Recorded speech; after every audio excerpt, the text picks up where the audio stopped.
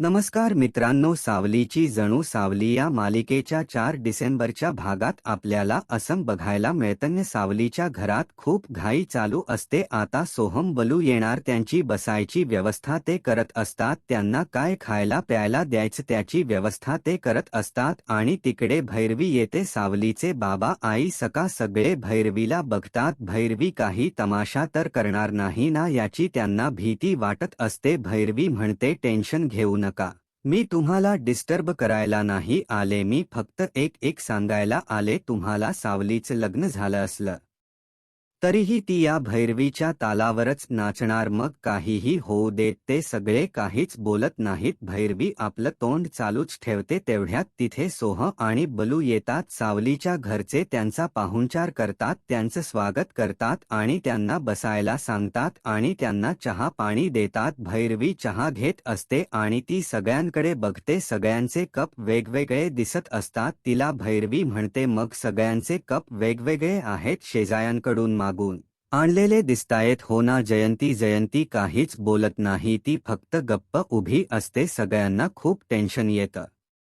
सावलीचे बाबा म्हणतात, भैरवी ताई तुम्ही आलाय ना, मग जेवूनच जा. रवी म्हणते, नको, पुन्हा कधीतरी येईन. भैरवी तारा जात असतात. भैरवी सावलीला मिठी मारते आणि तिला म्हणते, सावली कसा आहे ना, मी थांबले सुद्धा असते, जेवून गेले सुद्धा असते, पण मला माहिती आहे मी जर इथे थांबले तर तुमच्या 4 लोकांना जेवणाची पंचायत होईल. तुमची काय परिस्थिती आहे ना ते फक्त मला माहिती आहे, तुम्ही काय आहात ना ते फक्त मला माहिती आहे आणि तुला हे चांगलंच माहिती आहे, म्हणून लक्षात ठेव मी काय बोलले ते. भैरवी तारा निघून जातात. सावलीला समजलेलं असतं की भैरवीला काय म्हणायचं. तिच्या रिसेप्शनमध्ये ताराचा कार्यक्रम ठेवलाय, त्यात सावलीला गायचे हे तिला कळलेलं असतं. सावली विचार करत असते तर थोड्या वेळाने सोहम बलू यांना जेवायला वाटतात. दोघांनाही जेवण खूप आवडलेलं असतं. ते दोघेही जेवता जेवता थांबतात. सगळे विचारतात, काय झालं, जेवण आवडलं नाही का तुम्हाला, तुम्ही असे का थांबलाय? ते म्हणतात, नाही तुम्ही पण सगळे जेवून घ्या ना. सगळे म्हणतात, नाही तुम्ही सासरकडची लोक आहात आणि तुमच्यासोबत जेवायचं नाही तुम्ही जेवून घ्या. सगळे त्यांना फोर्स करून जेवायला वाटतात. तर बलू जयंतीकडे बघतो, पण जयंतीकडे बघून सावलीला विचारतो, सावली वहिनी आज ह्या गप्प कशाया का काहीच बोलत नाहीयेत? बलू जयंतीकडे बघतो आणि स्माईल करतो. जयंती म्हणते, काही नाही, आमचे बाबा म्हणतात की मोठी माणस बोलत असतील ना तेव्हा लहानांनी गप्प बसायचं. ती गप्प होऊन सगळं बघत असते. दोघांचंही छान जेवण होतं. थोड्या वेळाने ते दोघेही हात धुण्यासाठी बाहेर येतात. जयंती त्या दोघांच्याही हातावरती पाणी घालत असते. सोहम हात धुतो आणि आतमध्ये निघून जातो, तर बलू हात धुवत असतो. बलू जयंतीला म्हणतो, मी सगळं बघितलं बर का. जयंती बलू या दोघांनाही आठवतं की भैरवी बलू घराच्या आत जात असताना मागच्या दरवाजाने जयंती बाहेर आली आणि ती मंगळसूत्र हातात घेऊन खूप हसत होती. ती मनात म्हणत होती, लागला मला जॅकपॉट लागला, आता हे मंगळसूत्र इथेच कुठेतरी लपून ठेवते. बलू हे सगळं बघतो आणि जयंतीचं लक्ष बलूवर जातं. जयंती जराशी घाबरते. हे सगळं त्या दोघांना आठवतं. बलू म्हणतो, तुम्हाला माहिती नसेल पण मला सगळं माहिती आहे बर का, मी सगळं बघितलं पण होतं आणि ते मंगळसूत्र सावली वहिनीचा आहे ते पण मला माहिती आहे. आता बघा, जर तुम्हाला पोलीस स्टेशनला जायचं नसेल तर ते मंगळसूत्र पुन्हा ठेवायचं कसं आहे ना? तुमच्या डोक्यावरती जर चोरीचा टॅग नको असेल तर करा, नाहीतर चालेल, चला तुम्हाला पोलीस स्टेशनला नेतो. जयंती म्हणते, नाही, ठेवून दिलं जिथं होतं ना तिथं ठेवून दिलं, फक्त कसं आहे ना मला असं उत्सुकता वाटत होती, पाहावसं वाटत होतं, मंगळसूत्र म्हणून पाहत होते. बलू म्हणतो, पाणी घाला हातावर. जयंती त्याच्या हातावरती पाणी घालते. बलू हात धुतो आणि निघून जातो.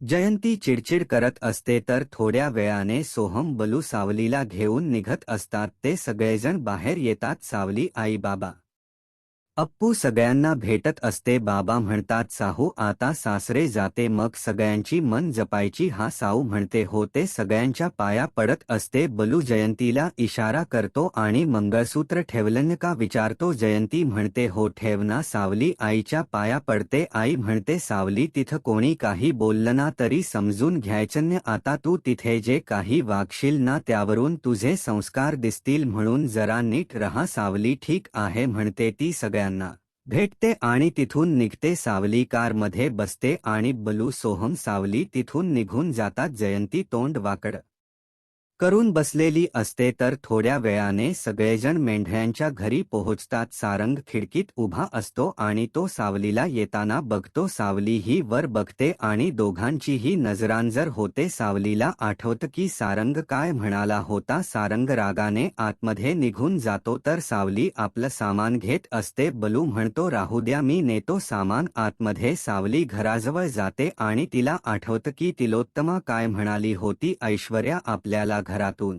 निघताना काय म्हणाली होती, पुन्हा येऊ नको. ते सगळं आठवतं आणि तिला सारंगचं बोलणं सुद्धा आठवतं. तिला बाबांना दिलेलं वचन सुद्धा आठवतं आणि ती घराच्या आतमध्ये जात असते. ती बेल वाजवते आणि सरुताई दरवाजा उघडतात. तर इकडे तिलोत्तमा आणि ऐश्वर्या दोघीही काम करत बसलेले असतात. ऐश्वर्या म्हणते सरुताई कोण आलन्य. सरू म्हणते वहिनी साहेब आल्यात. सावली आतमध्ये येते आणि तिला तिलोत्तमा दिसते. तिलोत्तमा जे म्हणाली ते तिला आठवतं. माझ्यासमोर यायचं नाही, चेहरा दाखवायचा नाही, हे सगळं तिला आठवतं. सावली पटकन पाठ फिरून उभी असते.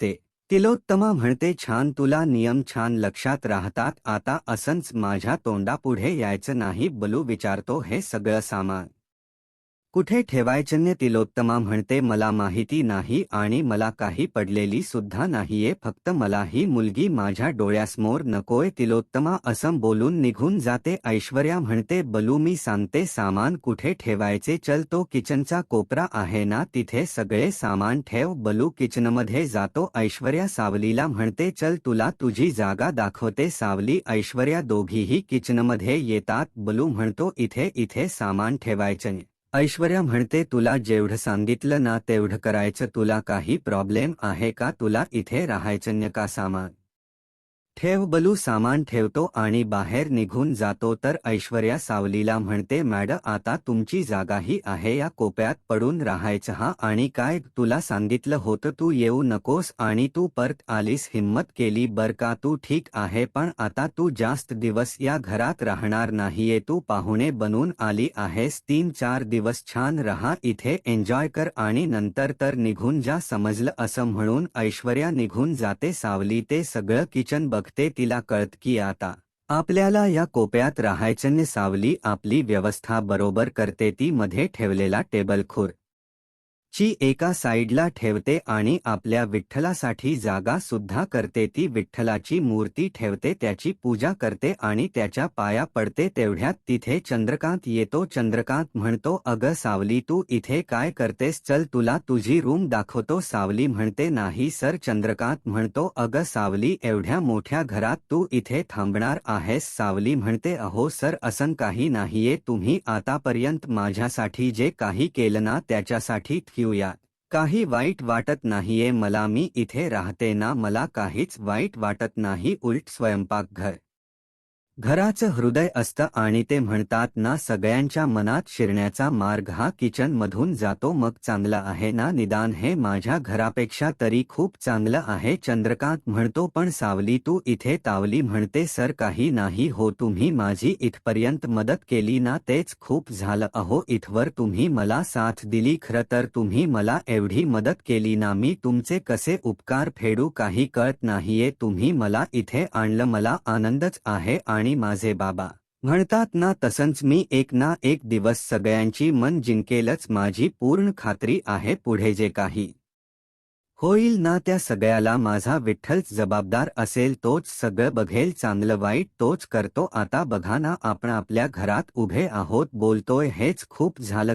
काहींच्या नशिबात ते सुद्धा नसतं. माझे बाबा म्हणतात, काहीच नसण्यापेक्षा थोडं काही का असेना तेच खूप असतं. आणि सर, तुम्ही अजिबात काळजी करू नका, मी आहे ना, मी इथेच राहीन. सावली एवढं ॲडजस्ट करते, किचनमध्ये राहते, एवढं मोठं घर असताना तिला अशी वागणूक मिळते म्हणून चंद्रकांतला खूप वाईट वाटत असतं. तर सावली खूप खुश असते, इथे राहून आपल्याला काम पण करता येईल, देवाची पूजा सुद्धा करता येईल आणि आपली रूमही इथेच असेल. सावली खूप खुश असते आणि आपला आजचा हा भाग इथेच संपतो. असेच मालिकेचे पुढील भाग पाहण्यासाठी चॅनलला नक्की सबस्क्राईब करा. धन्यवाद.